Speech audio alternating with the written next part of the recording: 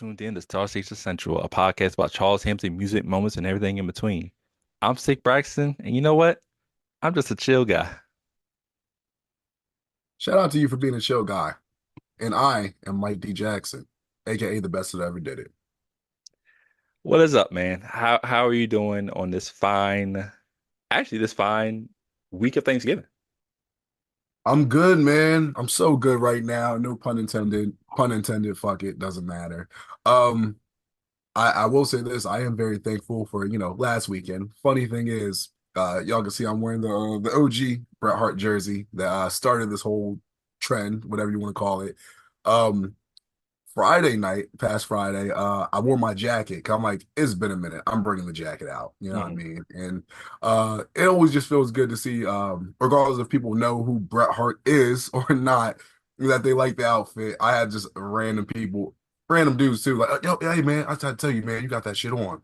I'm like, thank you. Especially late night at Wawa. Some dude stopped me like, hey man, I just gotta tell you, I like that jacket. So I'm like, thanks. Very thankful. I am thinking about, how this weekend's going to go because of Mhm. Thanksgiving. It's going to be a lot of merriness, a lot of drinking too normally. So I'm like, let me be careful. You know what I mean? Because when the holidays are around, some people get a little too amped up and wild, and I don't want to be part of any of that. So, but other than that, I'm good, man. How about yourself? Yeah, man. Yeah, as much as family time and getting together is a great thing, um, all those personalities, there's a reason y'all aren't always together often. You know what I'm saying? So, you just got to play your cards right. But I'm excited for Thanksgiving. I get to go back home, to my back where I'm from or whatever, get grandma's cooking. So that's gonna be delicious. So yeah, I'm excited, man. You know, if you're going to get any of those oxtails, though. Oh no, I'm never getting those. Shout out to King. I've given up that dream. Except for this week when I inevitably ask him about the pods. Like, so just never, huh? Okay. Um, but I am gonna take my spot at the head of the table at my grandma's house because I am her favorite grandchild. Um, but I am excited today as well. We did a fan vote last week and the people spoke, man. The people spoke. We're doing It's Charles Hamilton, man. Yes, sir. Shout out to everyone that did vote. Whenever we do these, it's on YouTube, it's on Twitter. I'm calling it Twitter. Um, I remember the top two is between It's and also Sonic the Hamilton 2. There are other two choices, but they didn't get as many votes, but it's here. So very interesting tape, one of the earlier tapes of Charles Hamilton's Interscope career. This tape came out October 14th, 2008.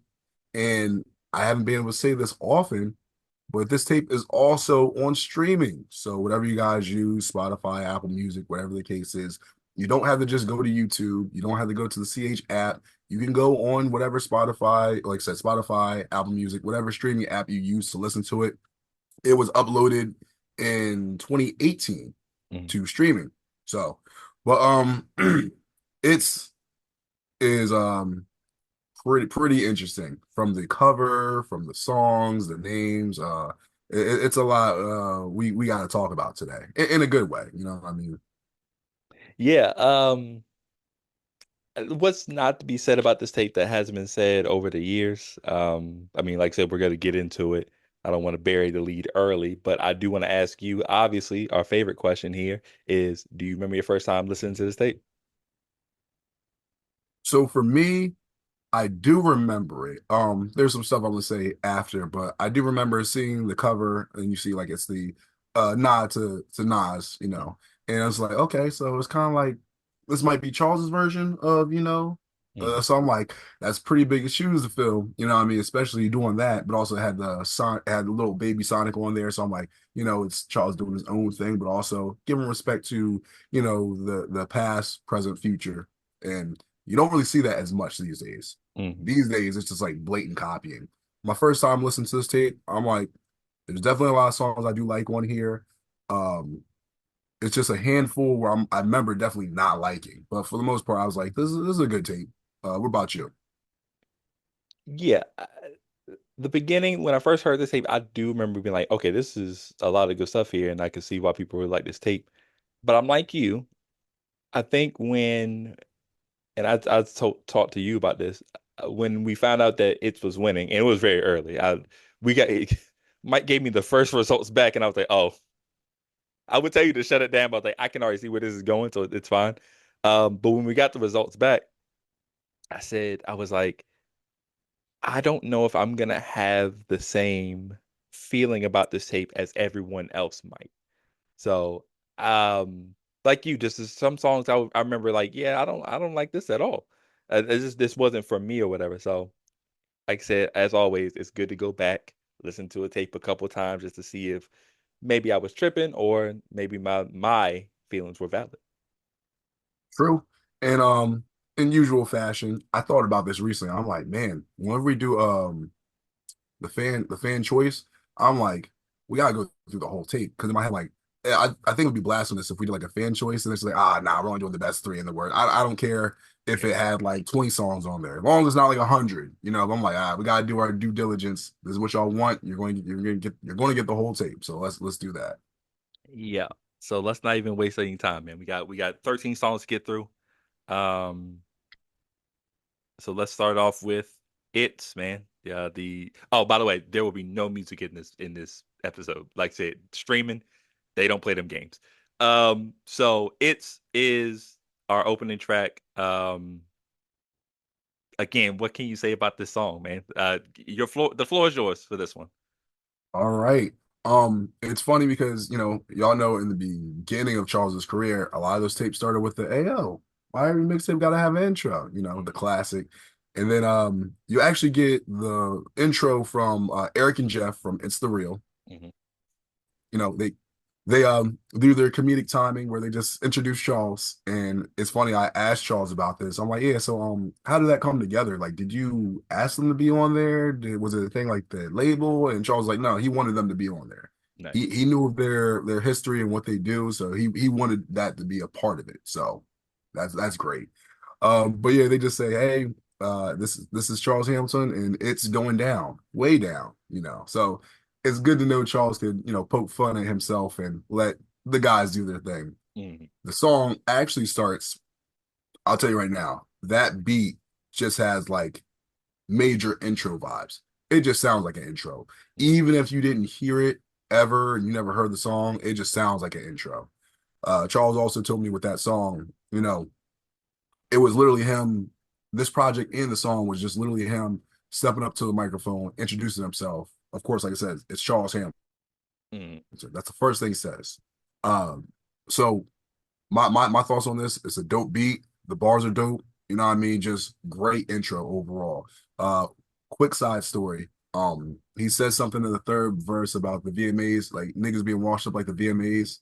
My first interaction, I guess, or seeing Charles online after I heard a Millie, because that was the first song I ever heard from him. I went on his MySpace, and I remember the first thing I seen on his MySpace was a blog that said, I thought it said the VMAs blew dick this year. And he corrected me. He's like, I remember this. He said the VMAs swallowed cum that year.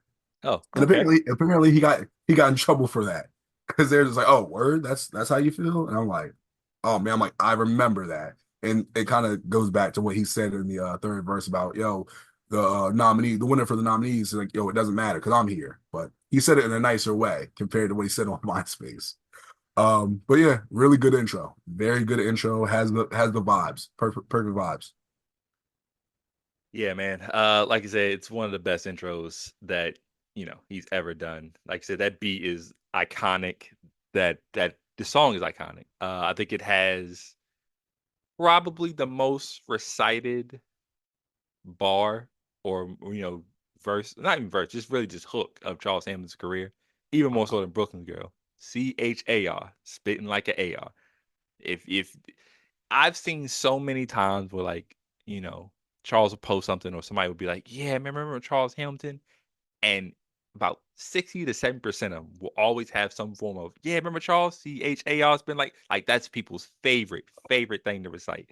So that's really where I first heard this. It's definitely in other songs. It was in another song. I just don't remember which one it is right now. Um, but an amazing song, man. three really, really, really good verses.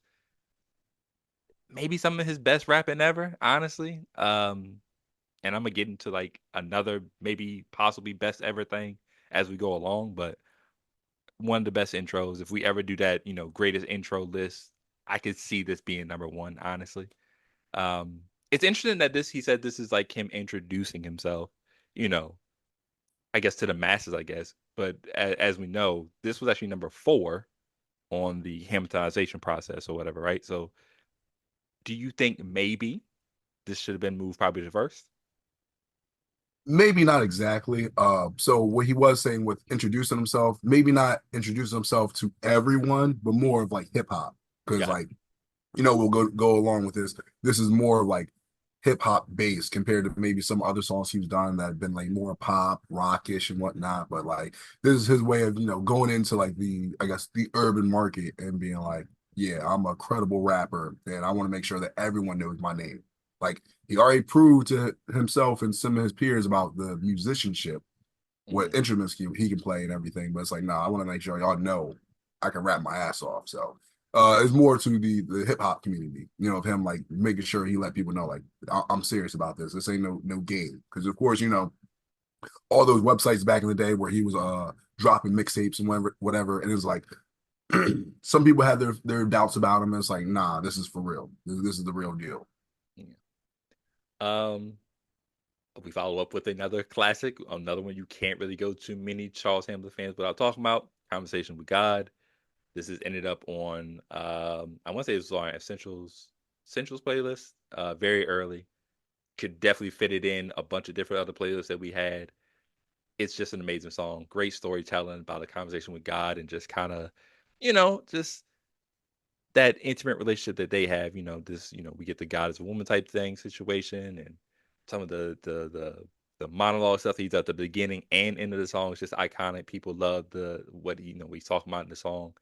Um, yeah, there are some times where you don't have to elaborate too much on a song, and this is these are the ones, right? Like these are iconic.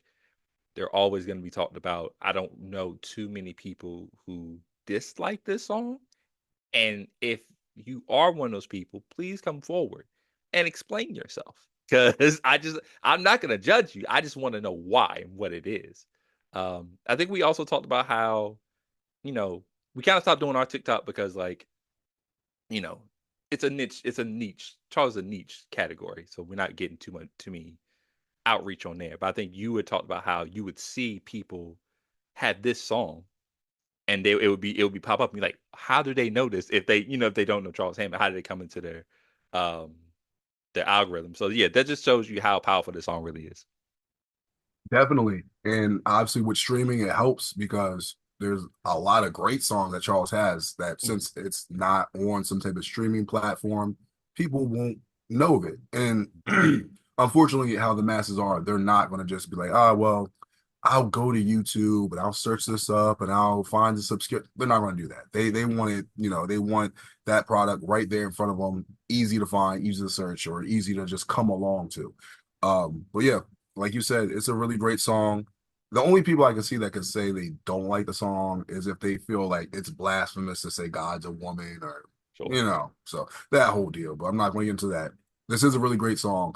I still think it is crazy though that I haven't checked TikTok recently, but for all the people that did say that they like the song and they would use this song, to talk about like their relationship with, another guy or girl, and then people just being in love, it's just Mhm, like, wow. Because these are like really young kids, like Gen Z, that a lot of them that are talking about it. Like they could be like in their 20s, early 20s or something like that. And it's like, but you're not familiar with Charles. But mhm. as we've learned, me and you have learned, there's a lot of newer Charles Hamilton fans that have just popped up within the last like 4 years, Yeah. and they're just getting their feet wet when it comes to his music and his catalog. But this is a really good. It's funny because the song is like it sounds just like a love song. Like if you Mhm. didn't pay attention to the lyrics, it sounds like a love song. But it's Charles talking to God and just being like, "Hey, it's love in a different way. Not like I'm in love with you. It's like I love the things you've done for me and thank you for being there for me and accepting me for who I am. That type of love, the unconditional love we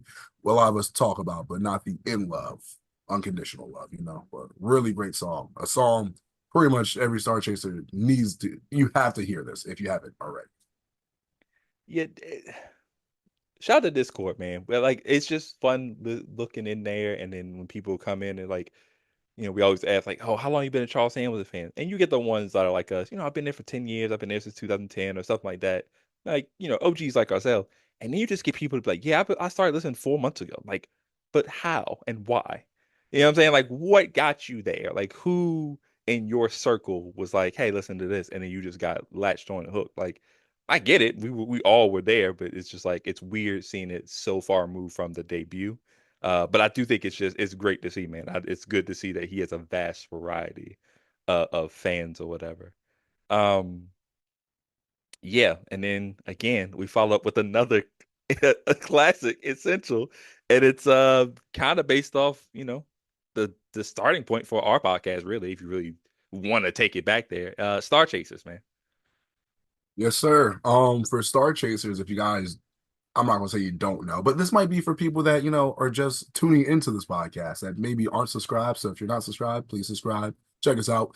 But Star Chasers, it's the name for Charles Hamilton fans, if you haven't known that. And there might be some Star Chasers that don't know they're Star Chasers. And now you know. The more you know, knowledge is power. Very popular song from this tape. Has that very pop sound but positive feeling. Uh, I feel like this song could be considered or looked at as like a love song, but once again, not the traditional love song. It's the, hey, listen, you guys support me. You're supporting me, chasing my dream, and I want you guys to chase your dream too. Let's reach for the stars together, you Mhm. know? And it's a really good feel. It's a feel good song. It's a really good song. I can't say too much about it. It's a good song. So, and this would be another song where I could see if you guys didn't like it, I kind of be like, hmm, because there's at least with the last song, I could see someone be like, oh well, I believe in this and I believe in that. This has nothing to do with religion, nothing like that. And if you didn't like the song and you're a Charles Hamilton fan, I'm just really, what makes you like that? Yeah, it's just one of them ones, man. Honestly, three iconic beats. This is a great tape for beats, especially early on. Like really, really high quality beats. Stuff that you would like. You hear it and you're like, yo, I would like to rap on this, even if you're like not a rapper. I'm gonna ask you at the end, like which one. I'll give you three beats that you from here that which you would like to rap on. I'll ask you at the end. But like I said, great, great, great song, man. That hook is amazing. It just sounds so jovial, right? It just sounds positive. Like I feel like this is one of those songs you can throw on whether you're working out, whether you need like a pep in your step for the day, like you're feeling down. It kind of has that energy builder for you in case you're having a rough day or you just need that extra boost, not Celsius. Um, you know, yeah, it's just it's an all time classic, man.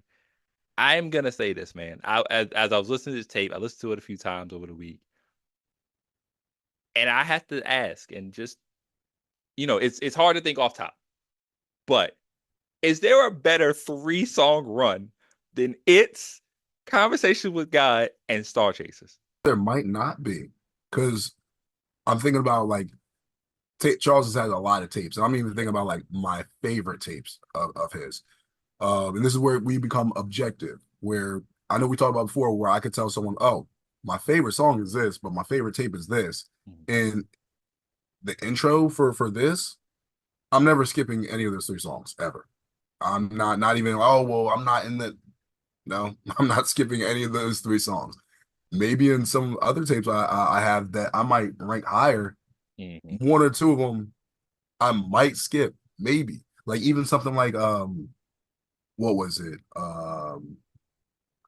Oh, see, I'm drawing a blank now, but just is no, maybe not. I don't think so. Because there's at least like maybe one song I might skip on certain things, but I'm like this tape starts off really strong. And it not only that, it continues. Because at least by like the third song, you'd be like, okay, the fourth song might fall off. But Mhm. I feel like it still continues after that. Uh, let's get into it, man. Emotional Distress is the follow up to Star Chasers. How you feel about that one?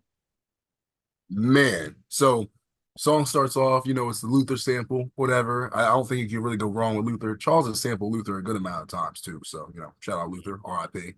Um, Charles talks about, drama he's going through his life, and we haven't hit that point yet in the tape, but like he's taking everything in stride and being like, you know what, it's cool, it is what it is. I gotta keep moving. I gotta keep, it's kind of the Sonic thing. I gotta keep going. Um, Nothing's gonna stop him. He's looking towards, the future and what's next. I love this song. I don't know if I want to say it, but this, you know what? This is going to be my favorite song from the tape. This is my favorite song from the tape. Okay. Um, there are others where I'm like, yo, they might can compete, but I'm gonna say this is my favorite one. Um, I told Charles because on his blog, he's talked about this a couple of times about when he's in the studio and we're not in the studio with him, he wants to let y'all know like, hey, if you were in the studio with me, you might Mhm. enjoy the song better. You might get that feel. This song here, I told him yesterday. I was like, yo, this is exactly what I mean when you say that. Like, Mhm. I felt like I was in the studio with you. I felt like I could have been walking past the door, heard the song, and I'm like, yeah, what's that? Like the Yeah. song feels inviting. It feels a feel good song, even though he's going through his drama and his stress. He says, so much to gain in so little time. At the end of the song, he talks about, turning 21. He's about to buy out the bar and all that and just have a good time. Mhm. Not only that, with the song, he does his three verses, great verses by the way. Mhm. Hooks catchy. And then he breaks the beat down where you just hear the instrumental, he lets it play, and then he adds the sample from 112, I believe. He lets that play. Um, Kind of just tells y'all, listen to the strings, listen to this, listen to that. Then he brings it back in. And he's like, yo, I just proved my point. Charles Hampson, I'm out. And it's like, yo, that's perfect. Mhm. That's exactly what I mean by okay, even though I'm not in the studio with you, I'm not there with you. I feel that energy. Yeah. So maybe me explaining that to him, maybe he kind of gets a better idea. Because I know what he means by like, hey, I'm going off the vibes. This song is a vibe. Yeah. This is like the vibe I enjoy. But really great song. My favorite. What about you? It's a good song. It's a good song. Like I said, the verses are really good. I like the energy he has, really pep in his step. You know what I'm saying? Um, that hook. I don't know if I like the hook originally, but now today I feel like I like it a little bit better. Um, and I'm gonna say this, and it's not a knock, but it just shows how well he did with this over maybe like the actual verses. But I love that beat more than I maybe like the song, if that makes sense. Cause I think this one wasn't this on what was that freaking beat tape he dropped? Take me It to was your like leader. maybe it was definitely on, it was like a bunch of like jumps from over the years. Oh, Hamilton Shazation Hamilton to Instrumentals or something like that. yeah, Something yeah. around that area or It whatever. was like the Jay-Z Blueprint 3 similar cover or something like that. If you're talking about that one. And I just remember when this was on there, this was one of the beats where I'm like, yo, bro, if I was a rapper, this would be the one. Cause it's that type of energy. Um, but like I said, I've grown a more appreciation for this song as time is going. I like this a lot more than I liked it initially. I probably was gonna come in here if you'd asked me like midweek last week. I was probably gonna come in here and be like, it's okay. But today, I'm like, this is a good song. I could see this. I don't mind this coming on at like a spot. Like if this like we could have put this on a party playlist, honestly, and I would have been like, that's fine. I'm not mad at that at all. So yeah, good song. Um, I think next we have Mr. Perfect. Uh, R.I.P. Kurt Hennig. Um, this is where we probably take our first dip, if you ask me. Good sample. I like the sample. That's you're getting in your early. What's that? Who is that, by the way? That's early 2000s. Somebody. Who is that? I know the song is the reason is you. I think it's Hoobastank. I could be That's wrong. bro. That's why I swore it was something like that. But like, your early 2000 stuff. That's the era we grew up in with those songs, right? You know, your Green Days, your uh Blink 182, those guys, right? Um, but it may be a little bit too slow after so much high energy stuff. Kind of like drags it down. It's like Sonic when you're like it's like when you're playing Green Sonic 1, right? And you're playing Green Hill Zone. You can finish that first act, those first three acts probably within the first 5 minutes of just what's called. If you just run, don't try to catch any of the special whatever, and you just go through it, you can finish that first level in less than 5 minutes. And you get a chemical plant zone, and then everything takes a slow, not chemical plant Uh, zone, marble zone. Marble Zone. It's like now it's like, no, now you're gonna platform. You're gonna go real slow. And this is what it feels like with this song, right? Not bad, but just a jarring switch. And I don't think I'm in love with this is one where a hook probably would have helped. Whereas, you know, we kind of give him a the benefit when he does the let me just let the sample play the hook. I feel like a hook might have helped this one a little bit more, like lift it from where it was. so I know exactly what you mean. Part of me partially is going to disagree. Okay. I I like the song. And I think it takes a necessary dip because if we don't put it here, where are we putting it? You know what I mean? Because there's other songs where, you know, you don't want to load the end of the tape just with, emotional songs like this. So I'm Sure. like, I think this is like, and I'll tell you before, I look at it as like when my friends are DJs, right? When they're playing all the hot songs, the songs that everyone's going off, at some point they're going to play something that's going to, dip so people can go get their drinks, use the bathroom, whatever. You can't just Hmm. play fire, fire, fire, fire, fire after, I like the song. Of course it's like a real song. Charles kind of like brings everything to a halt and it's like, okay, well, let me talk about, some real shit. Let me talk about stuff with my family, stuff with friends, people around me. Um, and I'm okay with this song because we talked about it before in the 90s there's certain songs that wouldn't have a hook. It's just the beat or the sample would be the hook. I'm Hmm. okay with this song doing that. Something I used to do, like not before I made beats, but I used to do something similar where I would take a certain part of a song that wasn't the hook already or the chorus already, and I Hmm. would make that the chorus. And I'm like, that might be cheesy, but when I see Charles do it, he does it in a better way than Hmm. what I was doing when I was like 17. But Charles is showing his vulnerability, on the song, just being like, okay, I'm not a perfect person, taking the accountability and the responsibility of like whatever he's done in the past. Um, and with this sample, it's very simple because when you hear the actual song he sampled, it actually starts to go in with more instruments, but it's like, no, this is supposed to just be calm, like this, stay at this pace. Hmm. I'm okay with it. It's a good song. Compared to some others, where I'm like, this is a great song, or it's a really good feel good song. I'm like, this is a good song. I wouldn't skip this one either. So I'm cool with it. I can see with the other four songs how you had them, then you have this. I can see some people skipping it, so I can understand. Yeah, I just remember this being on that Best of Hamiltonization process tape that came out like right after the process was done or whatever.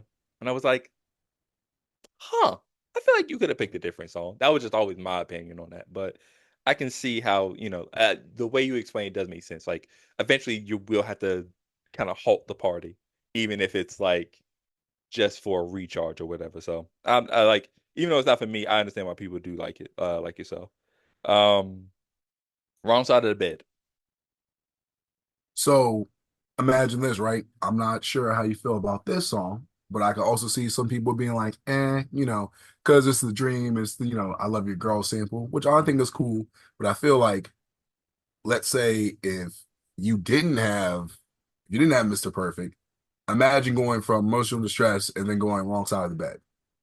I'm like, I mean, it kind of, build you up to it in case, because he just talked about like some of his issues or some of his problems or whatever. Then you have wrong side of the bed was like a kind of similar, but he builds up to it because Mhm. first thing he says, waking up on the wrong side of the bed sucks, which is true. And Charles talks about, I'll say he talks about his realistic approach with negative thoughts. Of course, hey, I'm a artist that's trying to make it, trying to do my thing, but I've had my feelings, I've had my problems. Why should I even do music?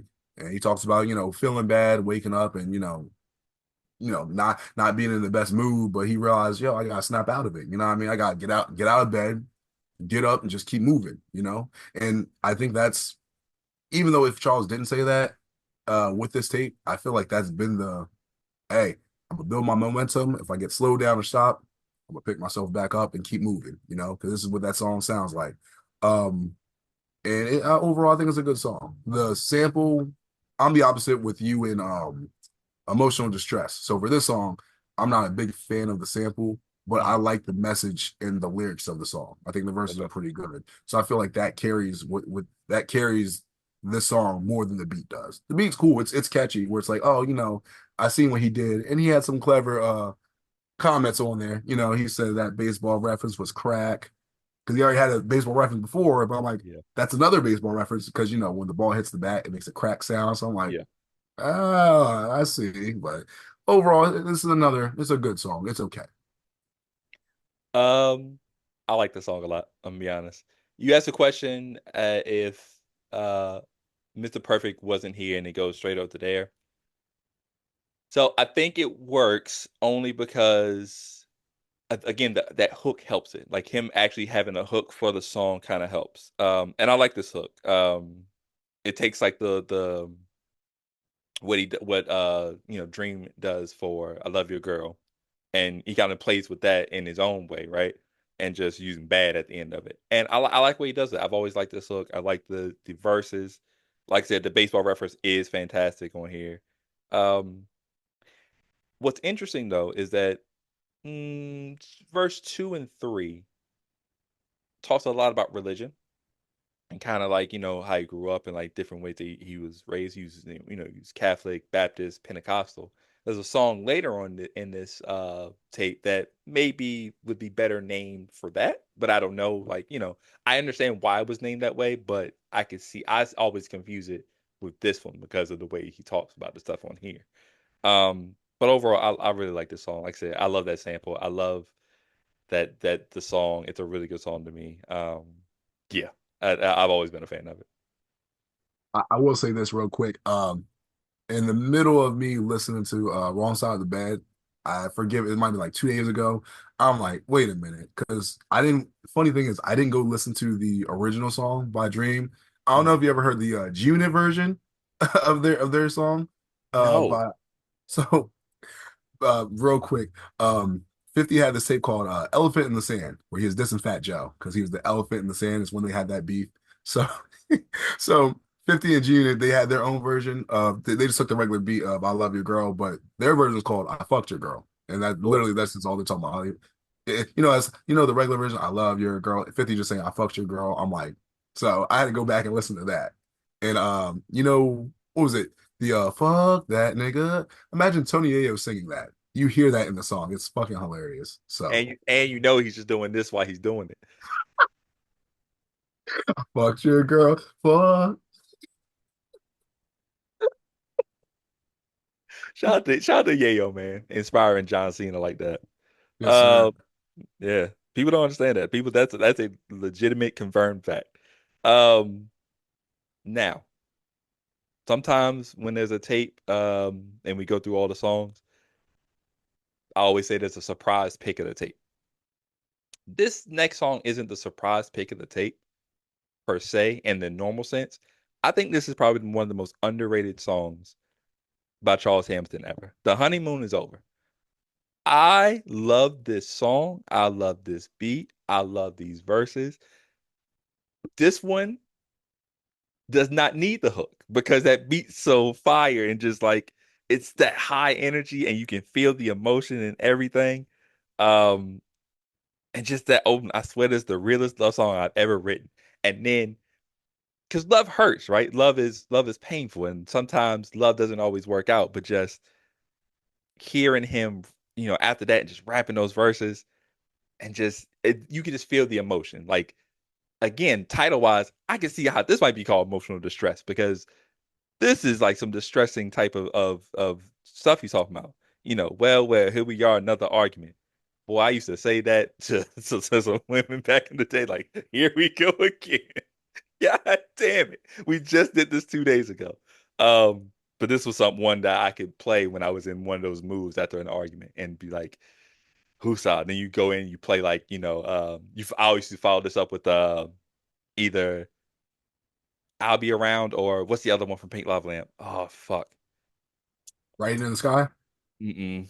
The one before that. Oh, the cookout, of course. All Yeah. right, man. Anyway, I love this song. This is a great song. Yeah, I would say my surprise pick because it should be more known and more respected than I think it is. I'll say this. I know for older Star Chasers like us, I can see people being like, "Oh, this is my favorite song from the tape." I can easily see why. Yeah, Like you said, the bars are great, the lyrics, the beat, everything. This is another song where I'm like, "Oh, this is definitely perfect." And like he said, Charles was like, "Oh, the realest love song he ever wrote." And when you hear it, you hear the classic "Baby Come Back." You hear that, and we've heard that song before. But hmm, then it's literally him talking about the all the troubles of a relationship, and yep, like you're like the greatest love song. He's talking about like all the bad stuff that happens, and like that's real. yeah, Like who actually normally talks about that? Like, oh, we're fighting all the time. You might be sneaking out on me. You think I'm sneaking out on you, mhm, and it's just like, man.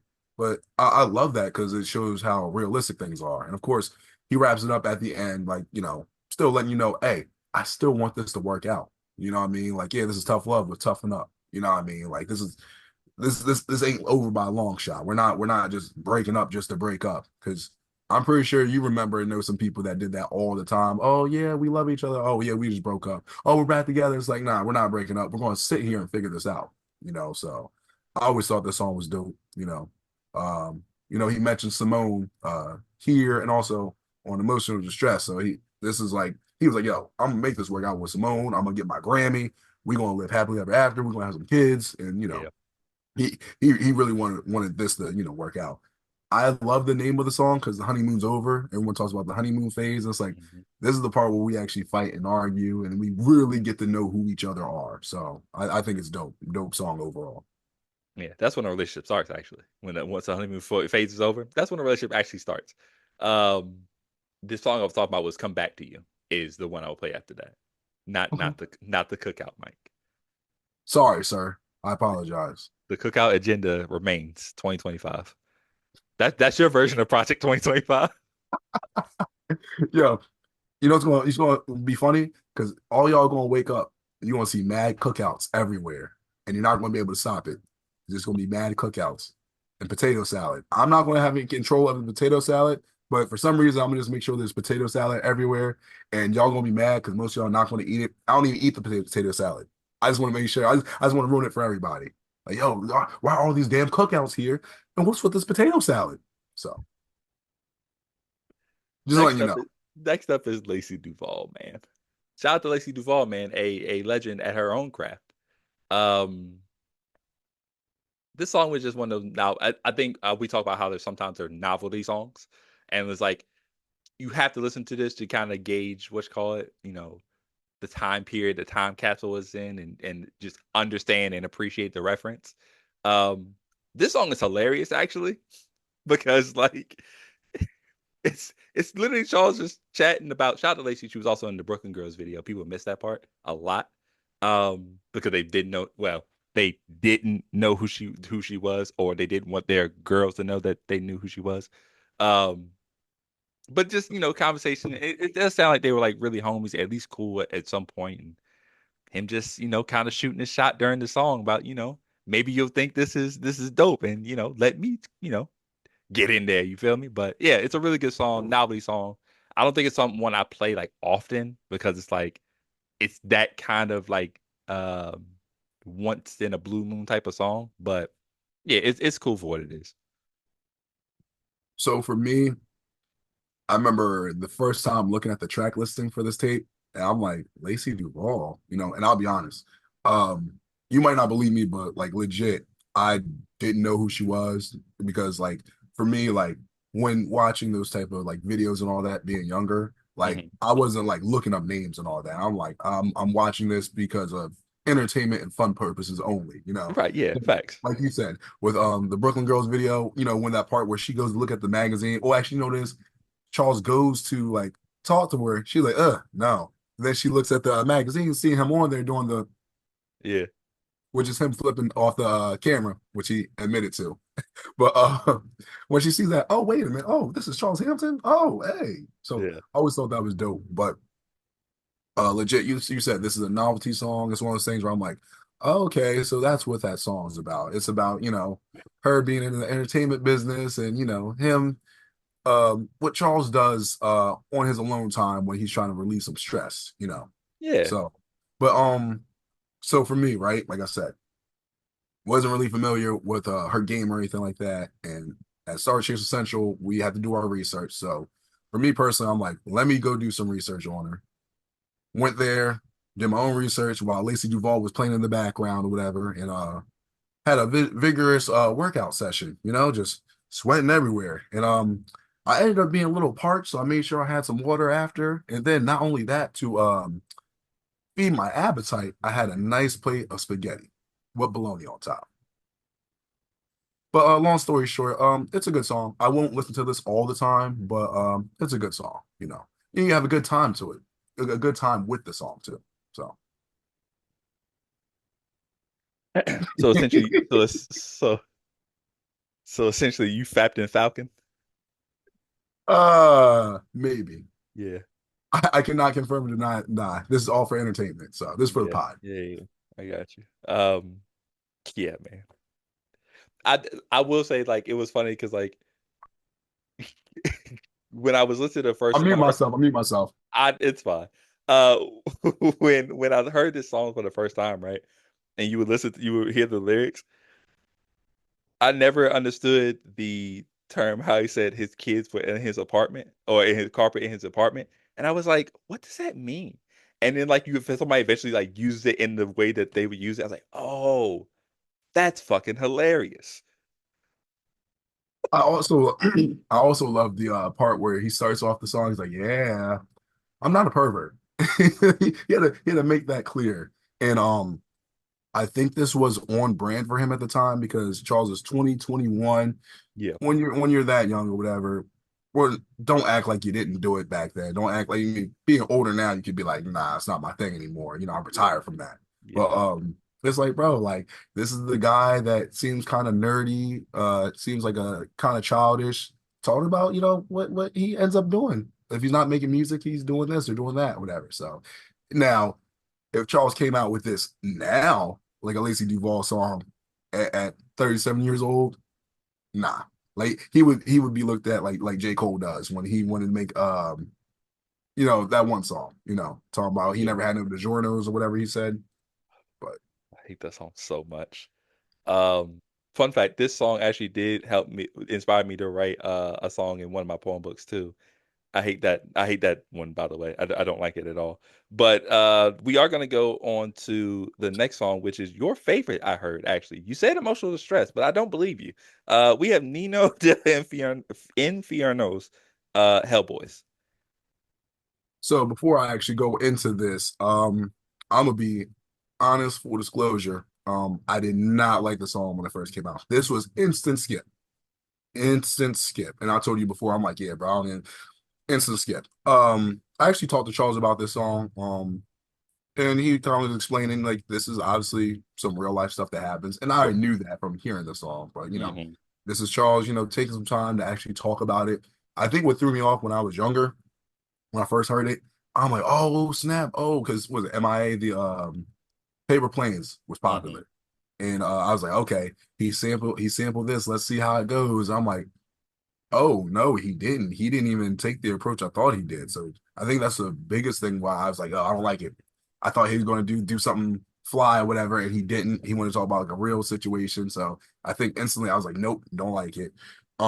Charles, like I said, Charles was telling me, you know, this is, you know, real situations that happen, not necessarily in his area, but like he's read stories and all that type of stuff about, you know, Hellboys and stuff that they're into, and it's just wild because I could see other people not liking the song because it's real, it's graphic, and it's like But that's real life though. There's a lot of stuff like that. Like imagine someone saying, "Oh, I don't like Tupac's song Brenda Has a Baby because she threw her baby in the trash and didn't want to take care of it." It's like that shit happens. That's real. That's Yeah. real life, you know. So, but with this song, real life situation, you know, of it happens a lot where a mom and dad get together. You know, they were young, you ended up having a kid out of wedlock. The mom was promiscuous, dad's a piece of shit.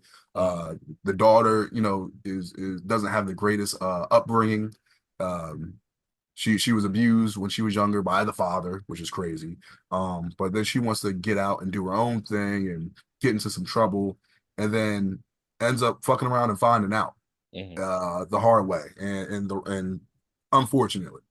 But I will say this: I understand the song better now, mm, and I don't want to say more of an appreciation because it's more of Charles doing like hey, this is the cautionary tale of why you should, you know, be careful with what you do.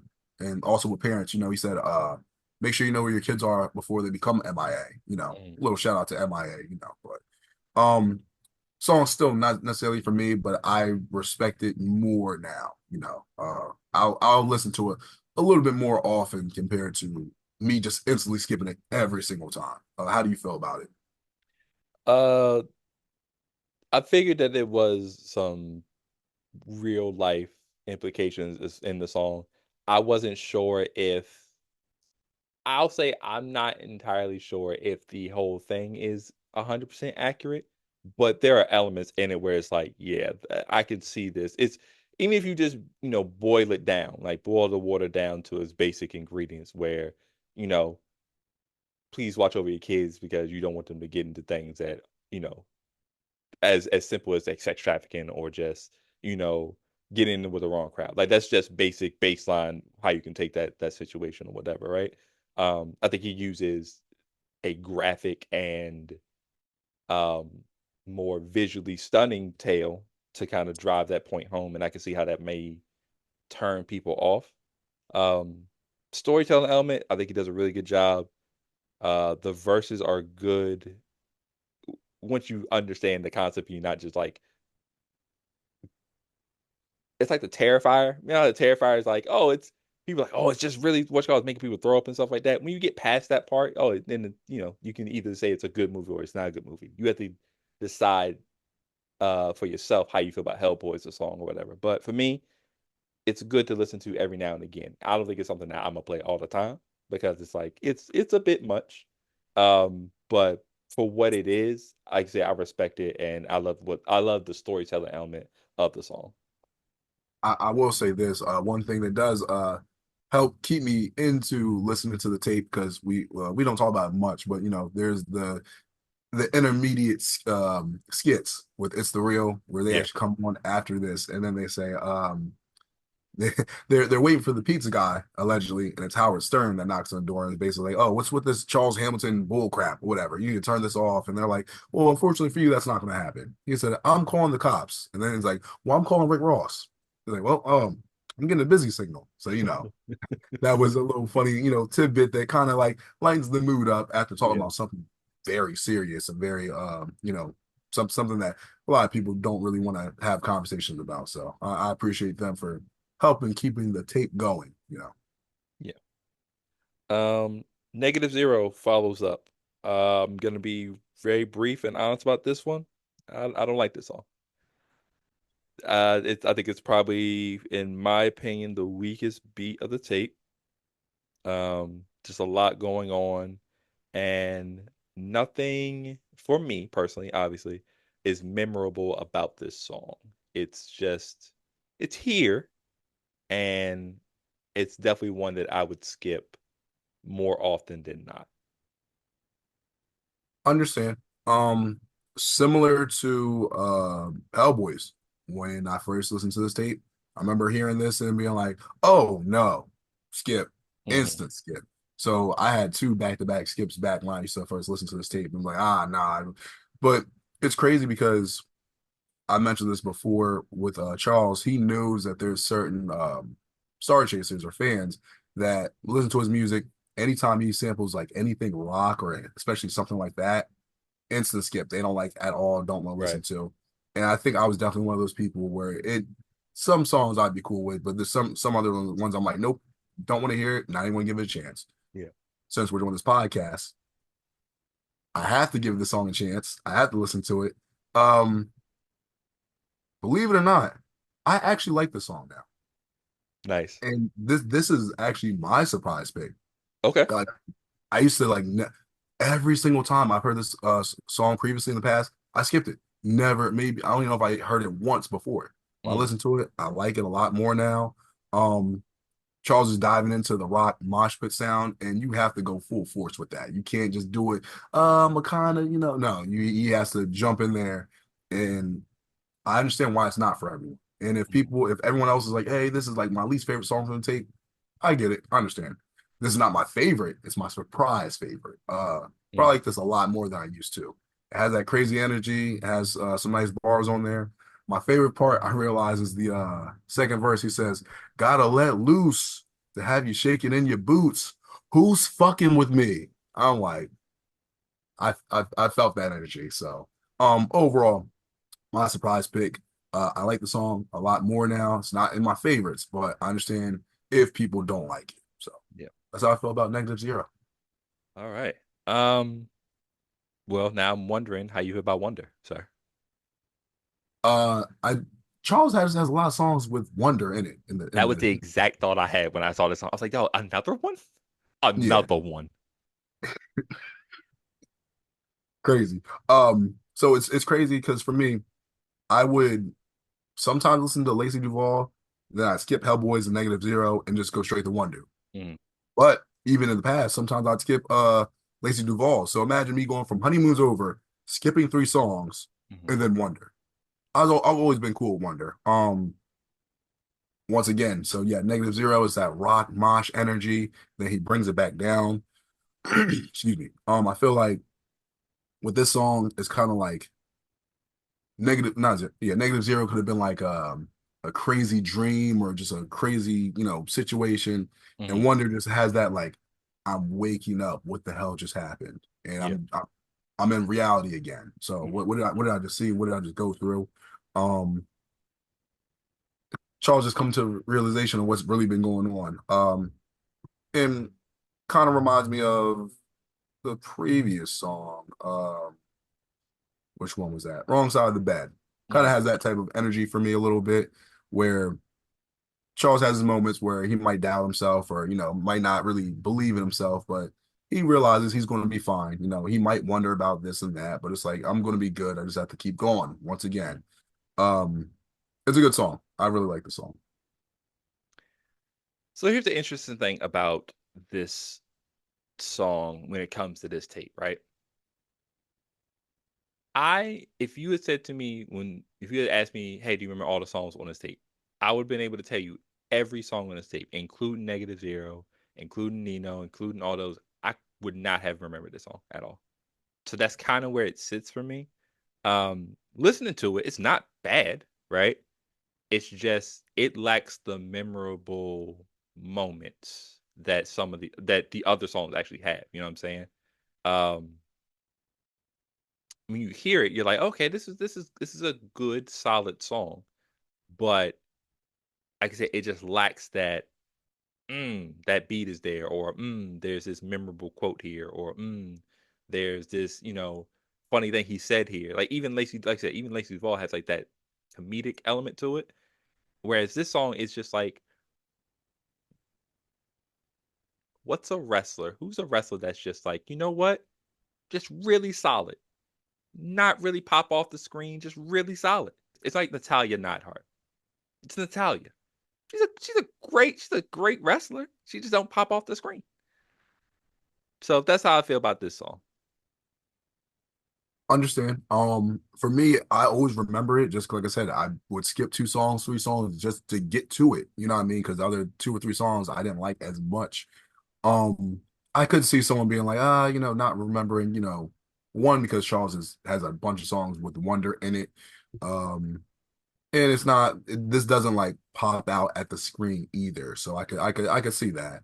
Um, I do want to speak about It's the real at the end. They kind of they don't close out the tape, but they close out their segments. You know what I mean? Hmm. And they had a bunch of questions where they kind of talked about it before in the beginning, like who is Charles Hamilton? Because the tape's called "It's Charles Hamilton." Yeah. And it's like, oh, is he really, the savior of this music? Is he the reason why Interscope had to, fire a bunch of the other artists? And then they asked about the canoodling with Kirsten Dunst. And I laugh about it now because I know I can find it somewhere because it's in the it was in the Facebook group of StarCHaser Central or the StarCHaser Lounge, Hmm. where there is a picture with Charles with Kirsten Dunst. And I'm like, were they referencing that? Or were they just saying that? But literally, there's a picture with Charles with Kirsten Dunst from back in the day, and it looked like they were in like the Apple store. If you guys have never seen it, I'll definitely like drop it in the Discord. I'll post it somewhere so you guys can see it. But I was just like, oh, so maybe he was. But it's funny because Charles looked like kind of nervous. Like it didn't look like he was like trying to mac or anything like that. Like he met her and was like very polite about it. So Yeah, I mean, I think it's kind of like a double thing, right? Like I said, there's that picture that's physical evidence that they were shot together. You know how blogs and tabloids used to be. Oh my gosh, are they an item? But I also think it kind of alluded to, and I think if definitely towards the end of this tape, they allude to what's on the horizon. And I think if we remember L Word, Kirsten Dunst was on that cover, I believe. Um, and I think that's kind of what they were alluding to too. Like, will we find out the answer to that question? And I think it's really saying L word's coming, but we can't tell you that the L word is coming, right? So that's a clever little marketing thing that they put in there. I think that's really dope how they kind of put that together. If that's what happened. If not, that's just something I came up with. And um Sunday morning testimonial, man. Now let's harken back to an old episode, but Death of the Mixtape Rapper. I believe the song was How, right? And I said to you that I wish that he had went harder or did something different with that beat because Hip Hop Saved My Life is such a classic, hip hop song, right? Because I think most people know that song. Shout out to Lupe. He played that song during the concert I went to. It was amazing. Everybody went off, whatever. This is what I wanted from that song, and I'm glad he did it here. Because it talks about him growing up in his childhood and his dreams of being a big rap star, being a big musician, winning a Grammy, all these different things, and how that's his goal and that's what he's going to strive to do. And from the verses that he does, that's just those first two bars, right? No friends, selective family, all for the goal of collecting Grammys. Sets the stage immediately. You know what I'm saying? For just like you know, no friends. It's like I only my focus was music and a couple of family members. And even then, it wasn't like mom was like she was supportive, but not like the way that you would think somebody would be. And that still drove him to be who he is, right? So I love what he does with this song. And this is what I wanted. And I'm glad that he made this record. I agree with you. I've always been cool with How, but I'm like, you could tell he was joking around with How, doing the Dave Chappelle. How you going to rip it like this, son? Yeah. And then with this version, it's the hip hop saved my life, but it's slowed down a bit, and he's taking a serious approach to it. Like you said, talking about his upbringing, wanting to do music no matter what. The one Mhm. thing that always sticks with me is, well, two things. One thing he says, as far as Wazaloo, I salute, do what you got to do. Muhammad's watching you, Mhm. because I didn't know Lupe's real name. I'm like, who's Wazaloo? Yeah. I'm like, oh, okay.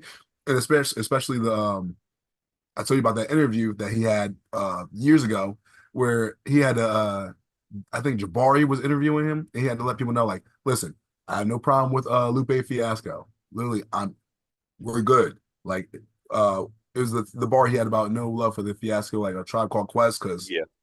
Lupe had a similar situation, and now it's Charles. People think, oh, Charles doesn't like Lupe, Mhm. which is kind of crazy because it's kind of reminds me of the back and forth with Kendrick and Lupe, but they've never really had beef. But it's just like, you see how that goes. But anyway, Charles showing love to Lupe, and then also he says, don't give up on your dream. I almost died chasing mine. You know what I mean? So y'all got to keep going.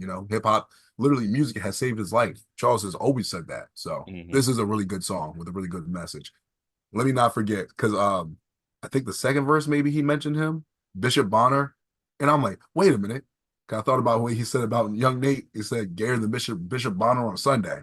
Hmm. I still don't know who Bishop Bonner is. I didn't look him up, but I'm like, all right, shout out Bishop Bonner, you know. So Charles, if you got the answer, let us know. Um, the track ends with I'm good.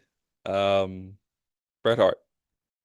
Now, full disclosure, I said to you that this is the song that I thought that people would love more than I did, and I still feel that way. I do. I The song is okay to me, right? It's a the beats and I like the energy of the beat. I like how I love the hook and how he ties in the best there ever is, and that's why it's called Bret Hart. Whatever. I love that. It's just that it's just okay to me. Like I wish that Sunday Morning Testimonial actually closed the tape versus this. I think that's my main takeaway. Like maybe if they even switched or if they moved it somewhere else, it's okay. But Sunday Morning Testimonial probably should have ended the tape because that's the perfect way to poke a place the feather in the cap of the other tape. But the song's okay to me. so for me, I could see why you would say that. At the same time, partially I disagree, not even because I got the jersey on or whatnot, because I'm repping for Bret Hart, not because he's my favorite wrestler of all time. Uh-huh. Um, because of how long the song is. This is the outro. We've talked about it before. Sometimes when Charles does super long songs, depending on how it is, it could go either way. Mhm. Now, if he shortened the song and didn't have the long outro, then I could be like, yeah, switch Sunday Morning Testimonial for I'm Good, Bret Hart.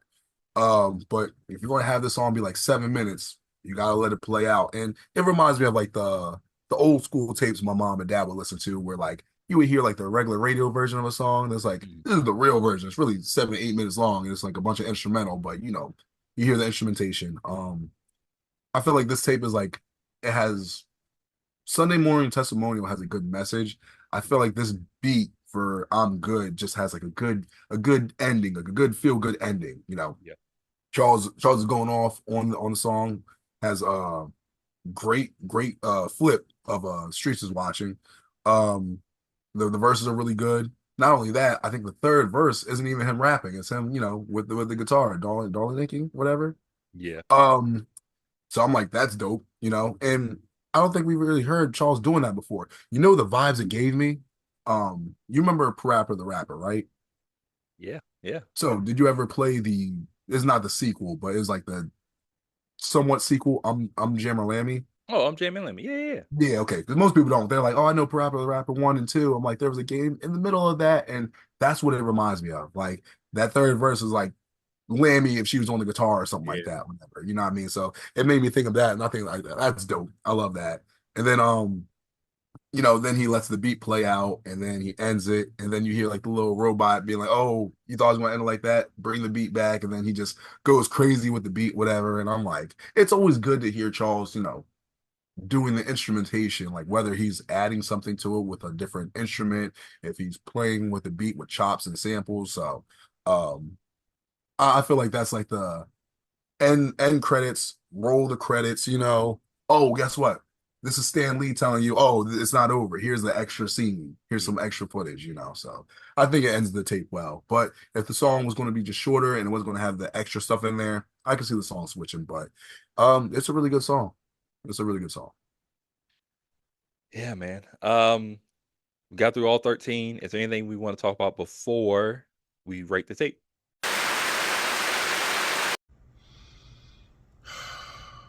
I can't believe I have to do this because you forgot it, but whatever. Punching in. So, my three beats I would pick off of It's Charles Hamilton would have to be the intro, It's Emotional Distress, and I'm Good Bret Hart. Not because of the jersey. I would pick It's because that beat is crazy. You have to do something to it. I don't know what, but you have to spit something. Emotional Distress, that song's just fun. You just have a good time with that one. And I'm Good Bret Hart just because that one, you have to go absolutely crazy on that one. Like, you have to spit the most potent, lyrical, miracle, spiritual something on that one. So those would be my three picks. Stick, feel free if you want to answer that. If not, back to you. Ah, damn, bro. My fault for forgetting. Damn. Anyway, the three I would pick is I would pick emotional distress, the honeymoon is over, and Sunday morning testimonial. Emotional distress, again, super high energy. That's one of those beats that you're gonna have fun writing to. You're gonna have fun rapping to. The honeymoon's over. I definitely did try to write on this one. Um, it's good for just if you're going through like an emotional type of breakup thing, really good, or talk about an old fling, which I was at the time. Um, Great for that. And then Sunday morning testimonial is more my speed anyway. It's more of that slowed down beat, so the lyrics really take center stage. People are really listening to what you're saying. So those would be my three if I were to rap on those. Thanks for watching. Thanks for letting us punch in yet again. And let's go ahead and finish the episode. Transition.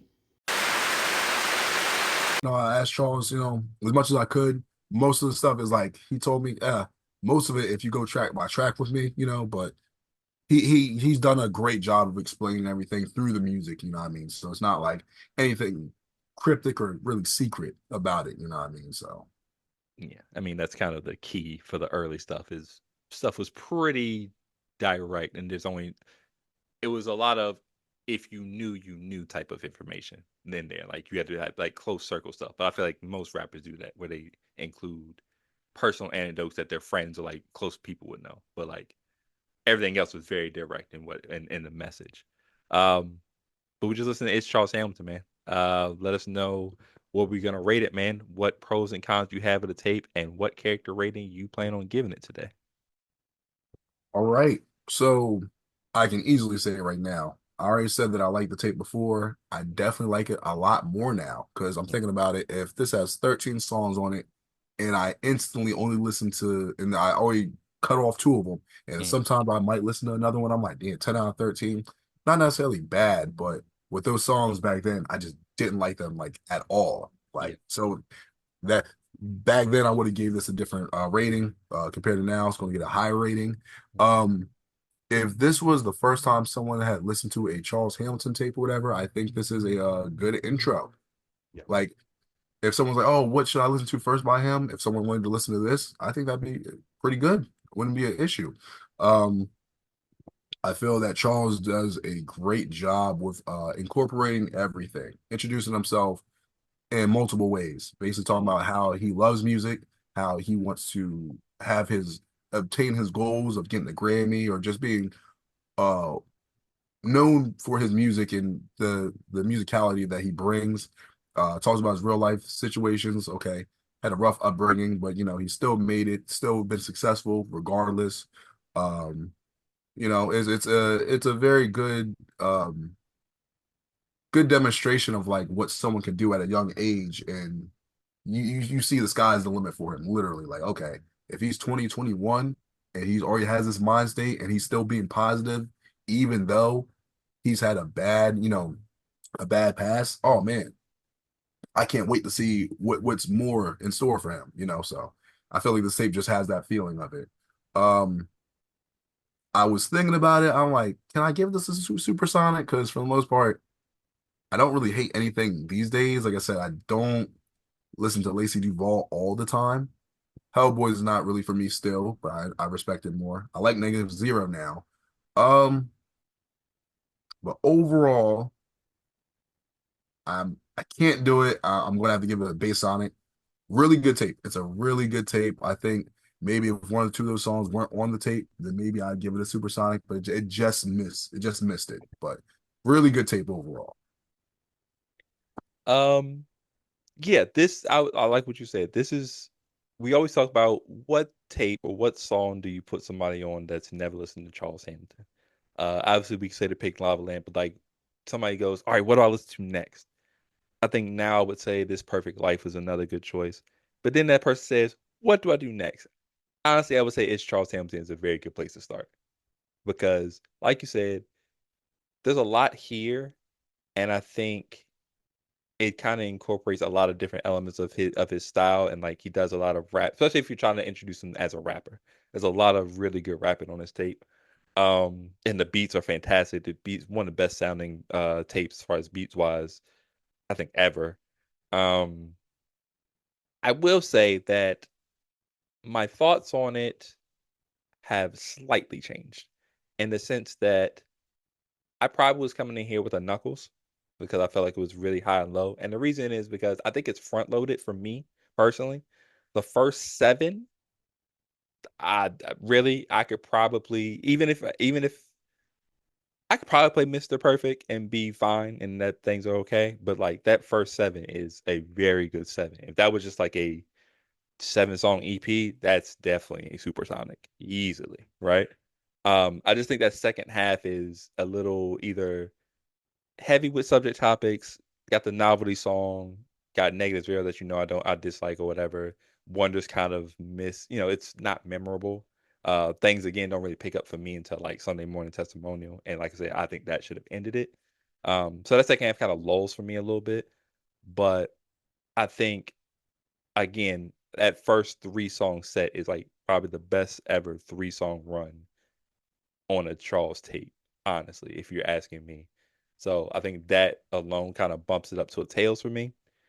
And it's not underrated in the normal sense, right? Because like obviously everybody knows this tape, but